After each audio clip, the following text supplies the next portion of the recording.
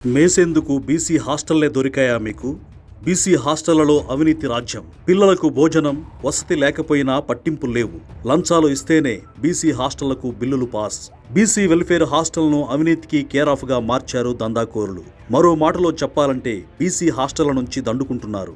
BC హాస్టళ్లకు సంబంధించిన ఏ bill pass కావాలన్నా ముందుగా లంచాలు ఇవ్వాల్సిన పరిస్థితి. అలా అయితేనే బిల్లులు ఇస్తారు, లేదంటే అంతే సంగతులు. శ్రీకాకుళం జిల్లాలో ఈ దారుణ పరిస్థితి కనిపిస్తోంది.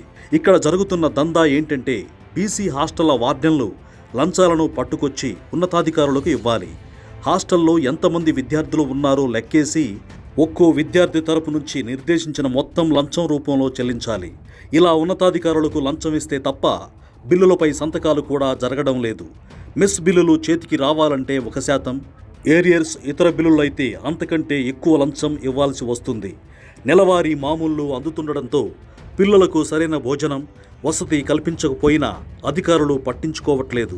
అంతేకాదు, బీసీ హాస్టళ్ల పేరుతో విద్యార్థులే లేకపోయినా బిల్లుల కోసమే ఏళ్ల తరబడి నడిపిస్తున్నారు. తెలిసింది కాబట్టి శ్రీకాకుళం జిల్లాలో ఈ అవినీతి బాగోతం బయటపడింది. ఇక రాష్ట్ర వ్యాప్తంగా పరిస్థితి ఎలా ఉందో మరి.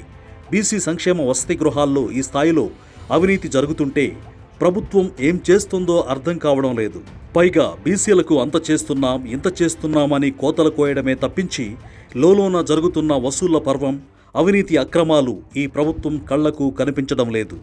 బీసీ బిడ్డలకు జరుగుతున్న ఇలాంటి అన్యాయాలపై పోరాడేందుకే బీసీలందరినీ ఏకతాటిపైకి తెచ్చేందుకు మహాగర్జనను చేపడుతోంది బీసీవై పార్టీ.